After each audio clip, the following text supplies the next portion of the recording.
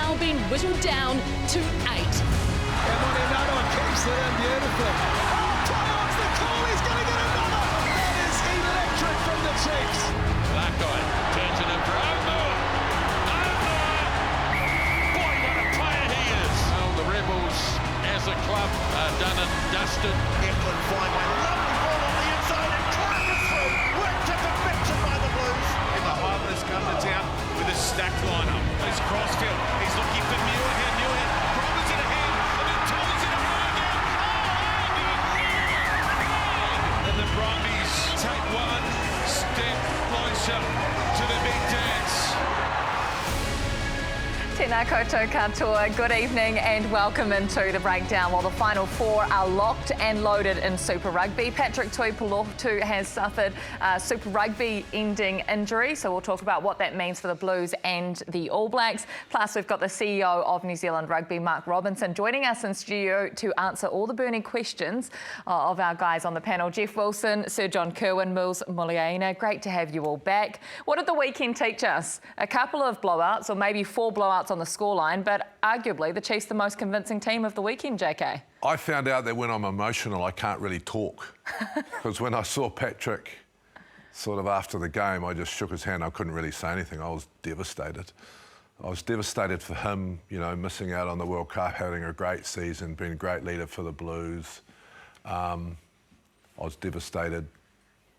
I was just disappointed for him and for the team, you know, because you want to go into the finals with your full guns blazing. So I was sad today. I thought, oh, you know, hopeful, Mills, that he might have just tweaked it, but out for a while. So, and the All Blacks as well. I think it leaves some gaping holes. I was pleased for your Highlanders. I thought they were good, to be fair. Well, they were the most competitive in the 4 quarterfinals, if you think about it, really. At half-time, they were in the fight. They were right there.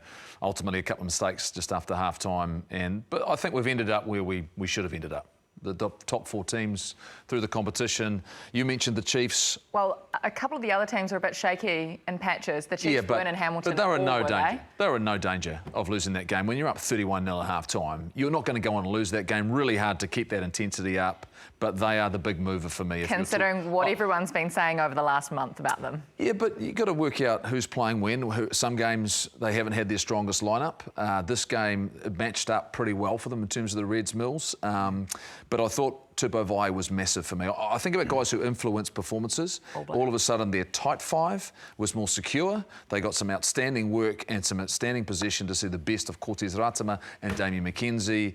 Rockstar backline. The game's over by half-time. Oh, that's important. I think I mentioned it a couple of weeks ago. The momentum coming into these finals, a little bit of luck. Unlucky as well, but the sustainability of your squad, and also guys, real key guys that are coming into some good form, especially in these next sort of 2 rounds. The Chiefs Reds game was probably going to was talked about as probably going to be the closest margin given sort of the history between the 2 sides. I thought the Highlanders, albeit just after half time, they got sort of very tough to go over there, but also now. How do the squads? It's about managing the squads. How do you manage and get the best out of this week? The Brumbies are going to have a challenge because they're week shortened. The Chiefs would have sat back and they're probably in the box seat right now. There's a few injuries. The Hurricanes sustained some injuries, some key players with the Blues. So did you just say the Chiefs are in the box seat right now, Mills? I think you'd be sitting there.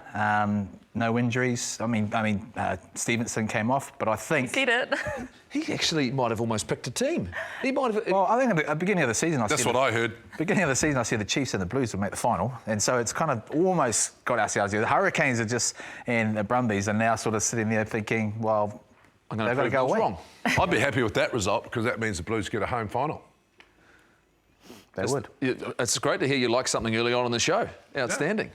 Well, let's take a look at the semi-final matchups then, Sholly, and how you can watch them on Sky Television this coming weekend. The Blues taking on the Brumbies. That is the Friday night fixture. 7:05 kickoff, but we will be live from Eden Park well before then. The Hurricanes taking on the Chiefs Saturday, and that is 4:35 kickoff. So afternoon rugby for a semi-final. It's unheard of, isn't it? But fantastic. You can grab tickets if you want to head along to either of those 2 matches. Fill up the stadiums. Monday 5 p.m. if you want to get tickets for Wellington, 9 a.m. on Tuesday for the Blues, and the Blues once again are doing $10 kids tickets. Let's go back to the Chiefs for a moment. There was a comment after that match. It is not about being the best team in the competition, it's about being the best on the day. I think, and that's where their advantage is right now, is what they went through last year. So most of that group is back. They're there. They went through the pain of not quite getting it done against the Crusaders at home. Whereas you think if you compare them to the Hurricanes, they haven't been here, this group. A lot of these players haven't experienced what it takes to win in the big moments, in the critical game, which is going to be for a title. So I think that's why the Chiefs are the big mover once again. So they've got some momentum on the back of this performance. They've also been there before. They know what it takes. And I think in some ways what's happened to the other side, Sir John Kirwan, the injury to Patrick Tuipulotu, the fact that we haven't seen Tyrell Lomax, Xavier Numia, who's been a huge part of the Hurricanes, he doesn't look as though he's going to be available. So I start looking at it and going, maybe they are the team that are best prepared right now to win 2 more big games. I hate agreeing with you. I actually really hate agreeing with you. It sort of annoys me, actually. I was just thinking that while I was looking at you. But I think you're right. I actually think you're right. I think that the Blues are the same from 2 years ago, right? So the pain that that's why losing Paddy for me is a big one, because under pressure, I still think that finals football, once you get to this part of it, is a different game. Like they talk about, we prepare the same every week. But Mills, you've been there. It is a different game. It's a different atmosphere, and you've got to stay in the present, Goldie. You've got to stay and do your job. So I think you're dead right. I think the Chiefs are hurting. I think they started incredibly well. They've had a flat season. They've had their criticism. They've all come back. They're all fit and well. But I also do think the Blues are the same. That's why I was so upset about Paddy, because you need great leadership under pressure situations. These next games shouldn't be blowouts. It should be like a game, you know, a try difference, a penalty difference, a moment in the game difference. And this is the MCL. It looks as though it's been announced by the Blues today, Kirsty. 6 to 7 weeks on the sideline for Patrick Tuipulotu, and I think we speak just like you, JK, absolutely gutted for him, given the season that he's had. Not only does it have an influence on the Blues, but on the All Blacks as well, because we are already short of world-class locks in New Zealand right now. And he was really, I mean, he was consistent. I mean, he had an injury, he broke his jaw. I mean, he's gone through a lot of adversity, but he makes that big part. And to your point, JK, I mean, pressure's a great thing, right? And when you come to finals football, even though you're playing relatively well, they're consistent in the Blues, there's no next week. And that's hanging around every time. If you make a mistake, it's how you get yourself back in there in these pressure moments. And when I'll go back to the Chiefs. Where the Chiefs sit, and I know, with Lomax, the one point that you'd say would probably be their set piece. If you allow the Chiefs to play like they did against the Reds and blow you away right from the get-go, they will eat you up, okay? So, but then on the other side of that, with Lomax still being out, there's still an injury cloud, and now Numia, I mean, you'll be going down there as the Chiefs thinking, okay, cool. And Ruben Love. I'll say this, Lomax does look as though he's going to be available this week. Looks as though he's back on the field, he's doing everything he needs to do. The Blues ones for me, with this loss of Patrick, it takes away a ball carrier, it takes away an impact defender. But in saying that though, the loose forward trio is continuing to shine. And Akira Ioane, I think, had a really important game. Yeah. But this is a huge step up. Isn't it amazing, though, the disappointment of last week has probably worked out in their favour, not playing at home, finishing second. So they've got the Brumbies. I think they'll like the fact they're playing the Brumbies, let's be honest, rather than playing the Chiefs. I think they'll match up well against the Brumbies. I think it's the game they can probably absorb not having Patrick for. The fact they're still doing well enough, they've still got plenty of size. The Brumbies are a good team. I'm just not sure they can handle coming to Eden Park. So if you think they can absorb it against the Brumbies, do you not think they can absorb it against the Chiefs or the Hurricanes in the final? I'm not saying that. I'm not saying that. It's not going to cost them a title, not having Paddy there. But I think this week, I think they've got the guys who can handle that, but then they've got to go to another level, and there'll be another week of being banged up. And when you've got a warrior like Patrick Tuipulotu, who had been showing, when I say warrior, when he has been playing, he's been great. Unfortunately, he's just picked up these little niggles. Why didn't Shields play? Well, he came off the bench. Yeah, so talking about what you spoke about, Mills, do you start someone with his experience? But they've got no locks either, though. I mean, they had 2 loose forwards instead of a lock on their bench. So what I'm saying, I'm talking short about, as well. I'm actually talking about the experience side of it. Someone like Shields' experiences. is that better than maybe an informed someone else? Yeah. You know, do you start him because of those moments, because he's been in that big arena, because he knows what to do, and maybe switch that round a bit? Yeah. You know, my biggest problem, getting back to Patrick, is just that experience under pressure from a leadership point of view. I know Dalton's got a lot of experience, but when you've got a couple of heads on the field and they both got that experience, that all helps. Yeah. On flip side, I'll just ask you, Mills, I thought that Finlay Christie, the rust was off. He looked I think he looked a lot better for his second game back after a long time on the sidelines. I think he added something significantly to that group, to their experience. I think that's something that's really valuable to them. He's going to play deep into games, and he just seemed a bit more accurate, a bit more active in this game. Well, stability. I mean, there's a moment there just after half-time. They had hardly any ball. They had to go, you know, pretty deep, and we've seen the Blues be able to adapt to that. But you need that sort of experience. I mean, this is the unique bit about this is where the coaching element comes into. Do you play shield? Do you play a loose trio that suits your team because they're so informed, you know? And then you look at the Blues. Yeah, another week to sort of perhaps get Derry up to speed. The big thing about the Blues, what they'll lose is when they get down to the 22, their ability to be able to hold on to the ball, lose and Tuipulotu is a big part of that, and that's where you get Ioane stepping up. You know, then you have Dalton sort of losing him is massive. So when you strip back our three teams that are in there, who looks the most settled? It's the Chiefs. You know, they've got Tupovo coming back. The Finau's starting to play well. Takiaho. Probably the Brumbies look most settled. Well, yeah, I mean, possibly, but coming to Eden Park, that's a massive, and on a short turnaround. I mean, their week is blowing out big time. When you hear Stephen Larkham talking after that match in Canberra, he said that there's this Brumbies side, they're not satisfied with just winning a quarterfinal and then they get it knocked out in the semis. This team has got a point to prove, JK. Are you nervous at all? Yes, I'm nervous. I think the Brumbies are, you know, probably the Crusaders of Australia, aren't they? They win every year. They're the best franchise every year. They've won the most titles, you know, and so they are the Crusaders. I was really, really impressed with how aggressive they were at the breakdown. I mean, they actually really beat the Highlanders up in the second half just by smashing into the rucks.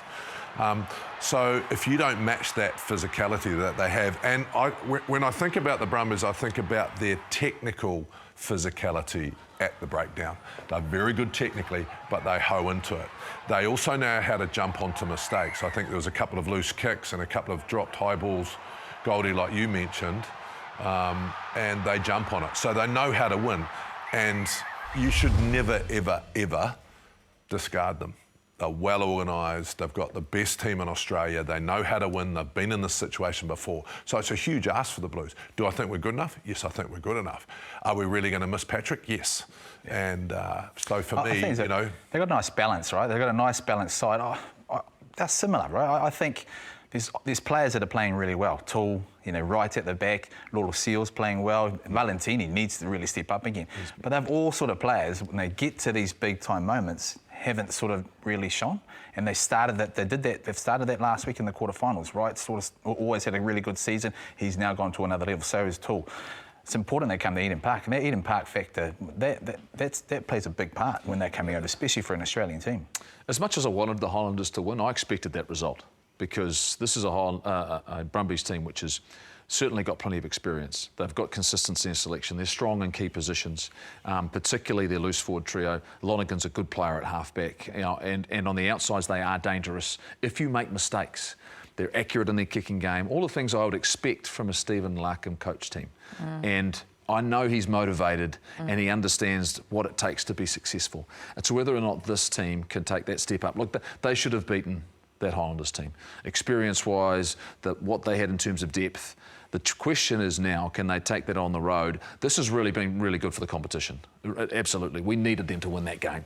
I think it gives credibility to Super Rugby, the fact that they continue to perform and they were a shining light in it. They now have to come here to Auckland and perform. But you being nervous means nothing to me, because you were nervous against a team last night that has won one game on the road in Super Rugby. You get nervous at every game the Blues are playing. You know, I think you should have a bit more trust. Your nature. Have a little bit more trust in this group in Vern Cotter, that they're on a mission to go that one step better than they've been before, for a while anyway. Yeah, look, I think for me it's going to come down to the wire. These games should come down to the wire. There's no way there should be a blowout. It's going to come down to wire. There's going to be decisions made, and that's why I think your point is a good one, Mills. You know, who are the least experienced? Probably the Hurricanes. The Brumbies have been here before. They're going to come over and they're going to try everything they can tactically and technically to break down the Blues. Yeah, I think another factor, and I'd hate to say it, but it's discipline, right? You don't want to bring the referees into finals football, and they've been really good this year. But you just don't want to bring the referees in. Can I ask you a question? Are you expecting to see more shots at goal than we've seen them to date, even in these games? Like, teams were going to the corner and all 4 quarterfinals was like, early on in the game, we're still playing for sevens. I was a bit surprised by that. Like, there was no accumulating of points, taking 3s or an offer. Do you think it'll change this week, given how close these teams should be? Oh, I think it will. I mean, this is going to be tight. You know, these semi-finals are going to be massive. I think you do take. I think the quarterfinals are a bit different in terms of the makeup. I mean, we all knew there was an instinct that the teams would come out apart from that sort of game. But the Chiefs sort of Reds would be quite tight, which didn't. But you have to go for points. This is finals football. There is no next week. I'm not sure, Mills. I think what we're seeing now with these leaders on the field, they're looking at the opposition and going, are we confident and feel fresh? Are they tired? You know, I think they're taking a few other factors onto the field. I do think it'll be a little bit more test match footy. I think early, you know, you should take your points. But then if you're on a roll and you can see the opposition are out on their feet, I think they might take some risks to try and break the game open. I just want to say that I think that this Blues side is the most composed I've ever seen. I am more confident than I've ever been against the Brumbies side, because traditionally Brumbies teams have bored us to shit and we just get bored and we just throw the ball around, right? Whereas this, you think about this Blues side. Not that team. No, we're not that team anymore. 20 minutes, the Drua were outstanding, and we had one moment, and what we do? Kicked it to the corner, set them all, scored a try. And that's... And you got so excited. I did. It was brilliant. You've never been so excited for forward play in your life since 2024, JK. That's a good point. I'll start commenting on prop play. Props and scrums. Help us. Yeah. Righto, let's move on. Millsy's moments this week. What have you got for us? Well, this week I have. I mean, we often hear the players sort of talk about defence. Defence wins championships. So when I looked at defence, I didn't want to look at the systems. I didn't want to look at sort of who was the best at defence. I wanted to look at individuals. Those individuals, and that was sort of brought about sort of the hit from Anton Lienert-Brown. Individuals that when you taught him.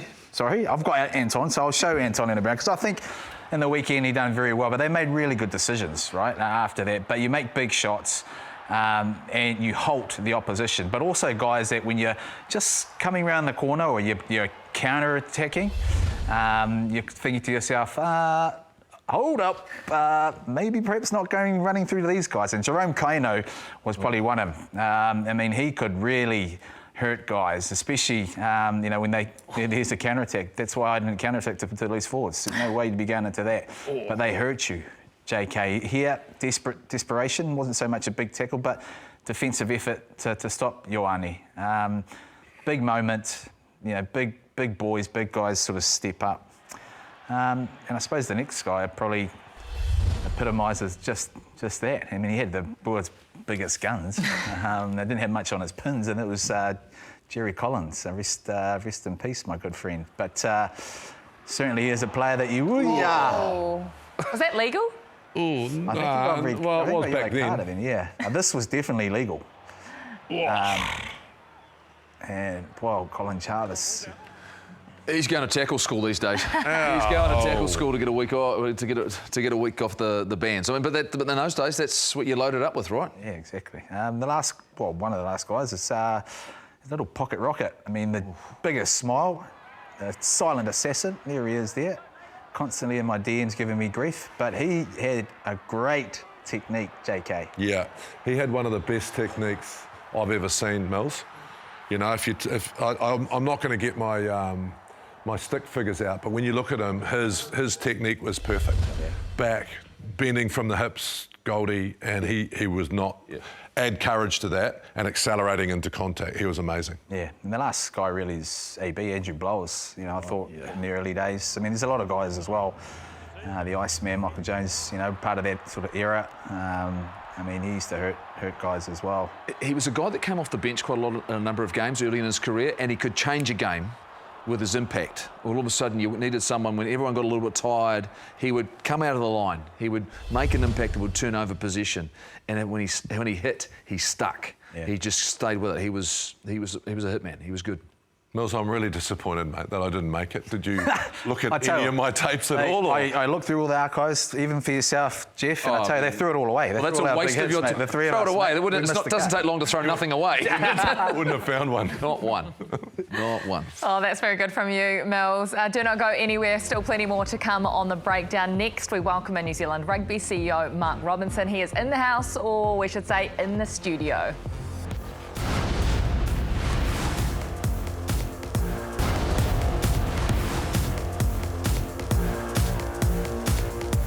No mai, hoki mai, welcome back into the breakdown. Great to have you joining us and great to welcome in our next guest. Thank you for always making yourself available. Mark Robinson, CEO of New Zealand Rugby. How are you feeling? Have you done your warm-ups, your stretches? Ready to go. Always look forward to this forum, Kirsty, so yeah. You may look to regret that in the next 10 minutes. Robbo, you've been out in the media this week. We've heard you say that the product is better, that ratings are up, that good things are happening. There's plenty of money around, so we're going to dig a little deeper into all of those things tonight. But firstly, I just wanted to ask you about a rumour that's going around about Dame Patsy Reddy and that she's resigned from the board. Is that true? Have you spoken to her?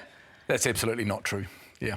So Patsy's been, I think most people know, away in Japan. Left her alone for the last week or so. She's certainly deserved a holiday, and she's back, I think, in the morning. So she was flying today and we chatted. There's absolutely no truth to that. Okay. Where have you been, Robbo? You've been pretty quiet through this governance debacle, could I call it that? Saga. Let's go saga. Let's go Better saga. word. Because it's been a Better saga. word. It's been a saga. You've been quiet, mate. Yeah, well, I think we were very clear when the report landed back in August, September, that this was a board matter to lead, and certainly Patsy was very clear that she would be speaking to this and working with the board through this process. So never at any stage was this seen as a role for the CEO to be speaking about, or any other members of the executive.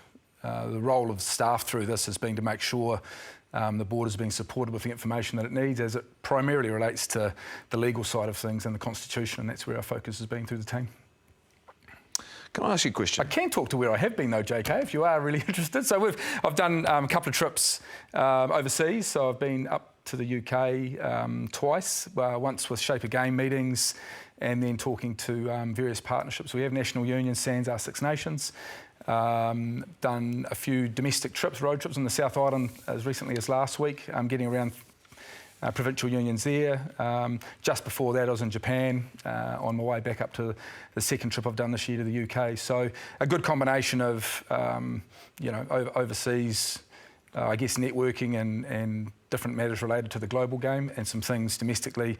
And I think people need to remember that we've really been charged with delivering and executing on, making sure the game continues. The organisation and the game simply can't stop because the governance review is going on. So that's where our energy is focused. And as Kirsty says, we're really excited about some really cool stuff happening. Mine was probably a leadership question, mate, because, Rob Nichols been talking in the media. Some of the CEOs from the provinces have, and when we walk through airports, people are asking, where's the CEO on this subject? So that was really mine was about. Yep. So that's really clear. I mean, the RPA have obviously made a decision. This is something for Rob to speak to. Our organisation was clear this was a governance matter, not an executive matter. And I think you'll find the provincial unions, mostly it's been left, and I think exclusively it's been left to the chairs rather than the CEOs of provincial unions and other stakeholders for that matter, like super clubs. So, and the Māori Rugby Board, very consistent that this has been a governance matter where either the likes of Adam Pene or Dame Farah have spoken to. So I think almost exclusively, apart from the RPA, this has been one for chairs to speak to. Robbo, you've talked about, and over the last week, about the fact that there's plenty of money that's been generated. The revenue that you guys have been able to bring into the game is there. I want to ask you about the position, though. Obviously, over the last few years, COVID hit really hard. Had to make some really tough calls. Then the relationship with Silver Lake comes together. Money's brought into the game, invested into the game. But in terms of our financial position, and clearly there's been some expense over the last couple of years, which have led to a paper loss, which has been significant, the profit and loss of the organisation. Where do we sit right now in terms of not just now, maybe the last year or so, on our position financially? Are we stable, and do we need change to protect our position right now? Well, I think if you step back and you look at the global context, we're in a really strong, or a relatively strong position, I should say. it's been very clear the amount of profit and loss positions of national unions right around the world, and against those we look, relatively strong. We're not carrying debt as some other unions are, and I think overall we're in a solid position. The point you've made about the fact that we need to evolve and change, we've been very consistent on over the last few years. Before and after the Silver Lake transaction, we believe that as we grow revenues, our model needs to shift and evolve. And I guess as we get through the vote last week, now we see an ideal time for the game to come together and be able to continue those discussions. And from what we're hearing, certainly very consistently right across the game, no one is sitting there across our stakeholder membership saying that the game shouldn't change. Everyone acknowledges it should change, so now's the opportunity to get people together and start to work through that. So what's not sustainable though? Because we've heard the words not fit for purpose, and we've heard not sustainable. So what part of our game right now is not sustainable? Is it the associated costs of high performance as we've committed to more teams and to more professional players and multiple competitions? Is the NPC at the heart of this discussion and the conversation about what the future looks like? Well, it's the overall model. I think it's a bit too simplistic, Goldie, to break down and just target any one area of our profit and loss line. Sure, that can serve as an exercise in some people's minds, maybe, but overall we are charged with leading and fostering the entire game, and so we do look at it as an overall group. We know, people on this panel are incredibly passionate that we have to invest in the grassroots of the game, and we have to make sure that we are looking to build a pathway and development system that probably requires some evolution in terms of being more efficient, maybe looking at the amount of duplication in it, and looking at really enhancing the way that development pathway system works. And then ultimately we've always got to make sure that in the professional game through Super Rugby, both Super Rugby Pacific and Opiki, that we have great investment into that product to make sure it's not only a great competition in its own right, that it provides the right foundation for our teams to be able to perform on the international stage. So I think it's a little simplistic to say, where are these issues occurring? I think as an overall game, we need to step back and work together on that. But I would say, I think there's been some comments made on last year about the investment that was made into the game, over $30 million that has gone into the games at different levels. That went into supporting through COVID RPA, it went into provincial unions, and it went into a range of different other stakeholders. And we're really pleased we're able to do that. It's provided a huge amount of financial resilience that virtually no other national union in the world was able to do through that time. We think is really important to keep the game going at that time. But if you look at some of the stories coming out of that, return on investment at the moment, the $7.5 million that went into clubs almost exclusively went into infrastructure in those clubs, so grassroots clubs right around New Zealand, okay? Making them more accessible for women and girls, for instance, making sure they were they were, I guess, fit for purpose. They were environments that people and young people especially wanted to go into. You look at what counties have done with their Silver Lake investment, investing that, making sure that every young player there now doesn't pay a subscription. Look at what's happened down in Hamilton and Waikato recently with the turf opening up there, that rugby can almost be played 24/7 down there for the people in Mulo country. Absolutely amazing that, we've got an environment there if that can happen. So there's been really great stories about the investments made into that level of the game that we're really proud of. Well, I want to sort of add to that. Yes, there's some great stories that we have, but also there's not so great stories. The unions haven't done what they should have perhaps done with that sort of an investment. And I go back to my point you've also as well, and that's probably where there's a little bit of disconnection. You've spoken about the NZRPA. Where do they sit? They've opted to come out of that panel, that initial sort of panel. Where are they sitting in terms of what they've mentioned while this was all going, that the threat of actually pulling away? Have you had conversations with them as well as the CEOs? Absolutely. I spoke to Rob after the vote last Thursday, or Thursday a week ago. Too early at that stage for them to talk about what the next steps look like. He's spoken in the media subsequently, obviously, and it's really for Rob to talk about that in terms of what their position is. But there's certainly dialogue going on there. Our teams are talking to various people of the RPA all the time around our environments, around the future of our competitions, as we are talking to a whole range of different stakeholders. So the one thing I'd say is it's absolutely critical time for the game to come together. There's a lot of emotion through the last few weeks, and I think our role here is to be able to facilitate, coordinate and ultimately lead the next steps of evolution of the game. And we're really excited about doing that. And there's a whole range of things that we've got coming together that we think provide a really sound foundation, for the future of the game, despite some of what I think was factually incorrect and unfair and untrue commentary that we saw leading up to the SGM. But we know that people, get emotional. There's different vested interests involved there. So you've got to expect that sometimes when we're still looking at a world, if we're honest, it's a bit turned upside down in a whole range of areas at the moment. So look, we're really positive. Looking forward to it. I couldn't agree with you more because the fact, like you say, there's a lot of unsettling things that have happened around the world, and the economy is under pressure, right? It's great to hear some of those stories. JK, you've got some... I mean, mine's pretty direct. Do you think the professional game will split from the amateur game eventually? Oh, look, it's far too early to be, talking about that from our mind, JK. There's a whole lot of work to sit down and have conversations about. So I'm not going to speculate on that at this stage. But my problem is, over the last 3 weeks, no one has been sitting down. It's just been like... Well, I think everyone would accept that the main conversations that were going on at that stage were between stakeholders about the proposals that were going to the SGM. So the ability to sit down, you ask about maybe why I've been relatively quiet, that was consuming, unfortunately, a lot of airtime. And we all know it's not great for the game. When we've got all these amazing stories, we look at viewership and the ratings that are going up. We look at attendance is starting to go up in Super Rugby. Year on year, our community game is about 6 or 7% up in terms of participation at this stage. We've got teams in black going into some of the most exciting, I think, campaigns you can ever remember. We've got a new All Blacks management team and some amazing young talent coming together. So those are the stories that I think everyone would love to be talking about. So would it be fair then the Pilkington review isn't right, because it came out and they were saying the structure's not fit for purpose, but you're saying it actually possibly is. There's all these amazing stories happening. There's 7% growth in grassroots rugby, but we came from a sort of review that suggested that our governance wasn't the right mould, and now we're kind of almost going into that sort of same mould. Then you've got a division from the NZRPA who play a very, very big part, but we can't sort of sit down and with the NZRPA with the PUs. I mean, we're a long way away from setting anything up, are we? I mean, is it realistic to say that? I think we can, Millsy. We're having a meeting in about 3 weeks' time with the PUs. All of the PUs are coming together in Napier, and we're sitting down and talking. As I said before, we've got constant dialogue going on with the RPA.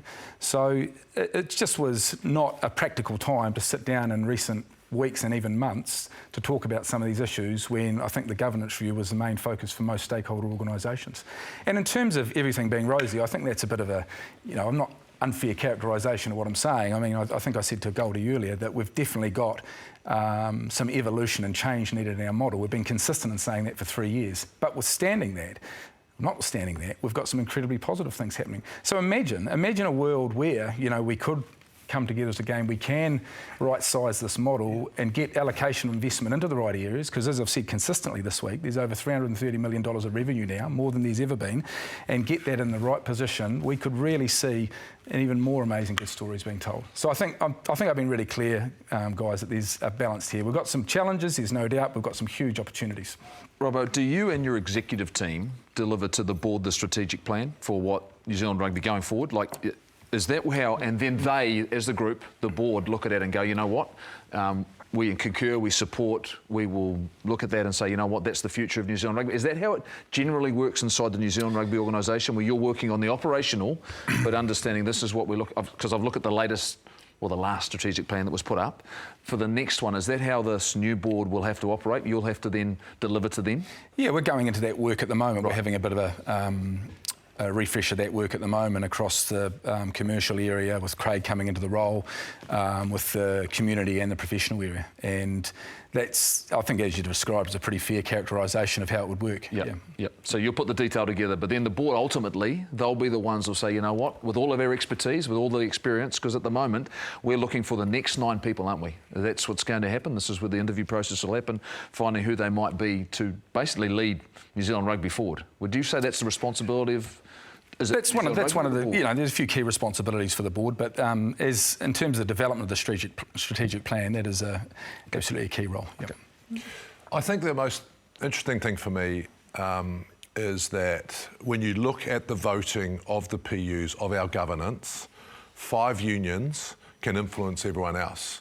So how can we be confident that there's not going to be horse trading when people sit down in this new governance, because the thing was, change the governance because it's not fit for purpose, but now we seem to have a more complicated system. So how are we going to move forward fast enough to keep up with this modern game? Oh, look, I've been really consistent, JK, and it's why I didn't comment to Mills. Part of the question on the Pilkington review. It's not for me to be speaking about ultimately the way the Constitution is being reviewed or the changes that are happening under Proposal 2. We've been really consistent on that. So it's certainly probably something for Patsy to speak to in due course, but it's not one for me to get into.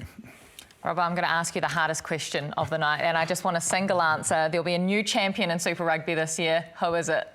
Oh, I don't know. Being a no Crusaders. I'm not Crusaders. I don't know if he cares, does he? Are the Chiefs in the box seat then? Yes or no? Look, I'd love to. I don't know. I just think it's going to be fantastic. I think if I was pushed on it, to be honest, we don't know. I do. I'm going Hurricanes or Blues. Hurricanes. Oh, okay. Well, that just hurt your feelings. But I did watch the Chiefs. I was down in Hamilton on Friday night, and they were incredible. So I mean, finals footy is, I think you said earlier on in the show, anyone can get up, can't they? So we're all guessing, to be honest. Well, thank you so much for coming on the show. Pleasure. You talked about the Thanks, excitement. There is so much excitement around the All Blacks. We are 2 weeks away from the Breakdown Special and naming Scott Razor-Robertson's first ever squad. So these guys discuss who they think will be in and who will be out next. Oh, I picked the team.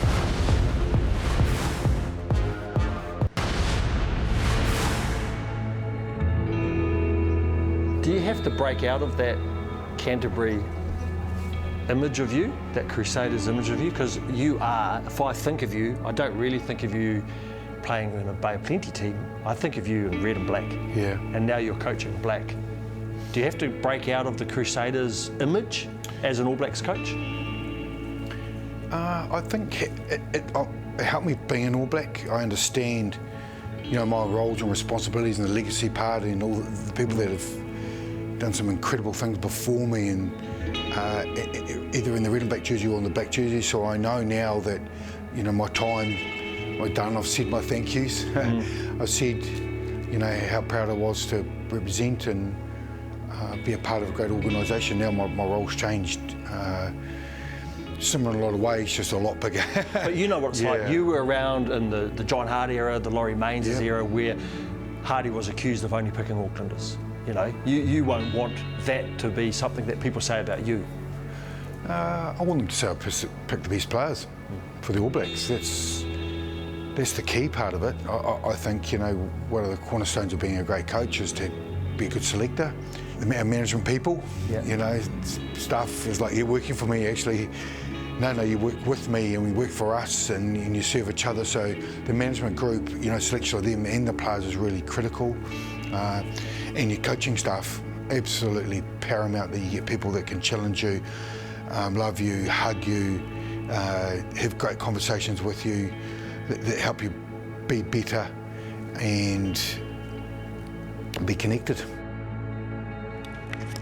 Scott Razor-Robertson. It will not be long before the 32 names will be read out, his first ever All Blacks squad. There it is, the Breakdown Special, Monday the 24th of June at 5:30 p.m. It is the Monday directly after the Super Rugby final that will probably be the Blues and the Chiefs, according to JK.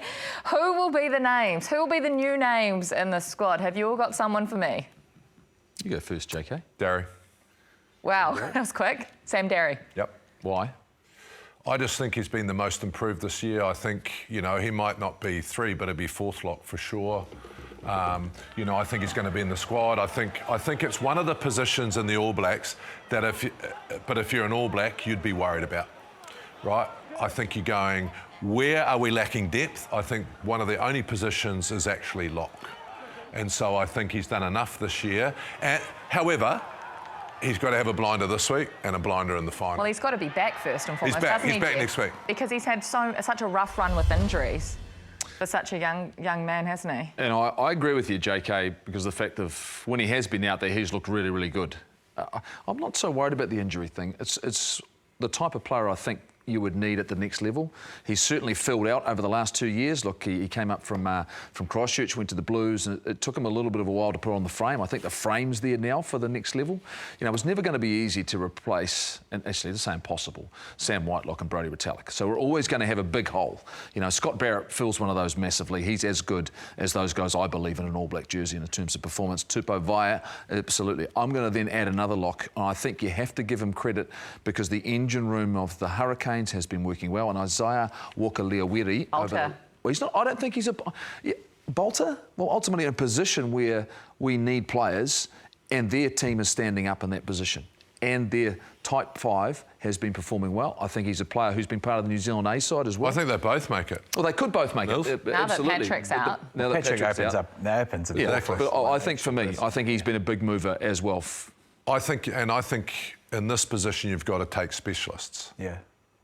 Right? So you might have said with Patrick available, I'll take a loose forward lock cover. But I think with Patrick being injured, you've got to go, I need 4 locks. And Derry probably would be the one I mean, if you look at the All Black setup, okay, so Vai and obviously Barrett will do all the majority of the heavy lifting. It's more that support guy that's going to come in, you know, if there's an injury there, but also you're growing them in that sort of position. Now that Patrick's out, obviously he'd be the obvious fit where you sort of grow those other couple, but Derry would probably, I would say Walker-Leawiri, I like his mobility, you know, but there's still room for him to actually grow. But he's stepping up at the right time. Then the other guy I would say is probably just brings something a little bit different. Every time I've sort of seen him, is probably Braden Yossi. I think Yossi has been, you know, one of those guys, and he can play 8, he can play probably 6, and also to push 7. I like what he's done, and I think he's a little bit different than what we've got already. I think with the way Razor, and I've been trying to pick his brain, which I don't know him, but the thing is, he just good luck with that. I know. I just think Yossi just brings something a little bit different. Like if you look at someone like who was it? At the Crusaders. Ethan Blackadder? No, Leo Willie. Oh, Christian Leo Willie. A guy like that, similar to that. Razor brought him on and he's just gone to another level. So I think Yossi is similar. So if Yossi makes it, who doesn't? Does a Hoskins or Tutu miss out? Who misses out? I haven't thought about it. I don't think there's room for him. Right now, I just don't think. Does Lakai make it? Peter Lakai's the one for me. I'm big on Peter. He makes it. I don't think they both make it. I don't think they both make it. I think what you'll see, the ceiling on this kid's so high, and he's been consistent throughout the whole year. And he's got some versatility in around the positions he could play, I believe. He could play 8. I think the talent level, is he a starting loose forward in the first Test match? Probably not. But in terms of, he has to be on form, on frame and everything, but there's this whole balance of the squad, you know, so you end up going picking your full team and then you can find ways to fit guys in. Yeah. I have heard as well is that what they are going to do is during the training weeks, they're going to bring some young guys in for a couple of days. So they are naming 40. No, they're not going to name 40. I think what they'll do... That's going to blow the budget. No. I think there's a negotiation going on that there are some younger guys who may not, Yossi, but one of those guys who doesn't initially make the first group, but is brought in for a couple of trainings just to get in the environment, because you've got to remember, Razor's worked with one squad for a long, long time. And I went down and I don't know how many Crusaders are going to be in this 32-man squad. I'm thinking maybe only 6 or 7 around there, you know, so that's a significant shift. That's a lot. That's not a lot, mate. That's a lot. A lot when they not for the Crusaders, when half the team's been from the Crusaders. So, I mean, I think there's some... I don't know, 7 and 8. But there's a anche un voce di corridoio that Akira Ioane is maybe not going to be here next year. Yeah, so that he isn't. That's confirmed. That's voce di Willem. Voce di Willem. So he's gone. He's gone, which actually changes the dynamic quite a bit. Well, was he in your team? No, but he's well. So it doesn't change the dynamic if he wasn't in your squad. It does change the dynamic, because if you're looking for a type of player, I think Akira's been outstanding, right, in the last few weeks. Very tough on defence, carrying the ball hard, doing his hard yards, right? But he's out of the picture, so we don't have to worry. So hold on. So if he's not available next year, he's out of the picture now for you? Oh, for me, yeah. Okay. Right. For me, I'm thinking like Razor Robinson. Yeah. Same argument with Sam Cane, who emotionally I would love for him to play again. But I just think that we don't have time. right? Yep. You get an injury, Sam Cane comes in. But I just don't think when you look at that mix, you just... Throughout the season, all three of you have said Billy Proctor. Does Billy Proctor make the 32? Correct. For who? Oh, on merit. I think he makes it on merit. But someone else doesn't then. It's just like the Braden Yossi conversation. Someone else doesn't. I think Havili... How bad's Havili's shoulder? Well, the thing we've got right now is that he's got probably 2 more weeks to just confirm what everyone's known about his form this year in a pressure situation, and his matchup with Anton Leonard-Brown or close to it, the impact they'll have on the game, Mills. I think he's done too much this year to be ignored. The big question mark is whether it's enough to get ahead of Rieko Ioane in the starting lineup for the All Blacks. Well, no, but we're asking who's replacing. I think he'd be replacing Havili. Havili won't make it if Proctor makes it. So you're either going to go for experience, and I don't know how bad his shoulder is. I haven't got caught up with that. But you can't take Proctor and Havili because I think you're going to have Rieko, you got Geordie, they're starting. You're going to... I mean, traditionally in the past, you start your guys. Are we immune to the fact that Rieko Ioane is a world-class winger? Like what? We're talking about one of the guys who's the most effective on the outside channel. We just moved him to centre through necessity. I think we didn't have anybody. I think he'll be picked as a centre. Yeah, I'm not 100. We've got heaps of wings too. Who's going to miss out on the wing? You've got your team. Name your whole team. No, I'm not saying my whole team. Actually think Proctor does. He makes it. He makes my team with Ioane as our centres. Does he make the centre starting position? Well, we'll get to that. But I think Ioane as our centre. Proctor comes in as well. I think there's room to actually move on the outside backs, and the makeup of the outside backs being the back three. So is Ruben Love in your team? Yeah, is Ruben Love in your team? Ruben Love, he's a little bit dinged up at the moment, but Ruben Love I mean, now that Will Jordan's out, Stevenson's starting to come into play as well. I think that battle this weekend too. Exactly, and now they're playing up against each other. I mean, pressures, like I said, but Ruben Love has been a standout this year. You'd have to say in all aspects of that. It's whether he's going to bring that energy and be as influential now he's highly marked when it comes to the semi-finals and final. I think he makes it because we've got the world's best jolly in the world. We've got Beauden Barrett available and playing for us. He'll probably play lock. Geordie can. You know what I mean? So Beauden, it depends on how you're going to use Beauden. If you say we're going to start him at fullback because he's our best, that's one discussion. But if you say we're going to use him off the bench, he's going to cover 15, 10, he'd probably have no issues playing that role, although he's incredibly competitive. Who's our next fullback? Yeah, but the question, who is, so you're saying... The question I have is simply around with Ruben Love, is that who's our next best 10 behind Damien McKenzie? Is there preference there for Beauden Barrett to be our next best 10? Because I think it's a massive conversation. McKenzie, Barrett, Perofeta. So you've got Perofeta in as well. So you've got 2, 3 very players. 10, 15 cover. Yeah, but to me, it's looking at that position at 10 is critical because that'll affect all the other positions and what you can afford in terms of wings. Whether Sevu Reece can make it, Caleb Clark can make it, Amoni Narawa can make it, and Mark Talia can make it. All those questions. They always get rid of wingers, mate. Are they? They always get rid of wingers. You can. They get rid of us. Or do you have a Love come in one of those I don't think the picture's any clearer. Unfair. I think there's some really good and talented young players over the next couple of weeks. 2 or 3 are going to have the opportunity to prove they deserve to make the squad. And Ruben Love and Stephen Perofeta, to me, are 2 of them over the next 2 weeks. So you're one or the other? I'm at the moment one or the other. How important is the fact that a couple of the New Zealand teams have an extra 2 or 3 weeks to show what they've got in certain positions? When you look at a Cortez Vatima over a Folau Fakatava and an Ohotham that don't get that opportunity, how important is that? It's hugely important because you're not just playing round robin either. You're playing high pressure, the closest that you'll get to test match pressure. Yeah, I'm still waiting for the 7 Crusaders that are going to. I'm curious who they are. I'm really curious about that because, answer your question, Kirst, for me, it's a bonus that you play because if you're not an All Black, then they get to see you at that next level. But if you are an All Black, you know, I mean, the Blackadder discussion's an interesting one, you know. Played really well the last few weeks. Is he in already and he doesn't have to play anymore? You know, we know Cody Taylor. Fraser said to us earlier on this season, he had 80% of the squad picked. They picked themselves. He knows that, right? He said it, he admitted on the show. 80% picked themselves. They're guys who have done it in the black jersey before. Leadership guys he has to trust, that he probably knows anyway. They've had leadership meetings, but I look at that and I go, you know what? The 20% is what he's watching. And that means there's room for movement for any of these guys. Players. And you've just mentioned This is as close as you're going to get to Test match rugby as a knockout game, a semi-final and final of Super Rugby. I think he'll have 3 names up and he'll be watching intently and going, you know what, this is the time for these guys to shine. If someone does it, they'll earn an All Black jersey. And that's what's great about the I reckon next week we've got to put our teams up and the mix. And the put of the week that he's in Japan. couple of weeks, mate, after the final. I'll be on your tackle. I'm trying to work out who I'm going to pick this week because I had the Crusaders, now the Highlanders are gone. Well, you're obviously going the Chiefs, Jeff. How good? I'm just going to whet the appetite for afternoon rugby in the capital this weekend. You've got Sean Stevenson against Ruben Love, Tokiaho against Armour, Jacobson against Peter Lakai, Anton Leonard-Brown against Proctor and Geordie Barrett, Brett Cameron and Damien McKenzie. There are battles and matchups everywhere. It's going to be absolutely brilliant, as will the Blues and Brumbies. We'll see you next week. That is the breakdown, done and dusted. Funaki! Great platform, great finish.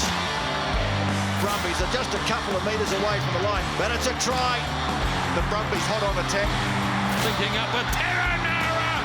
A record equalling try for TJ Terranara.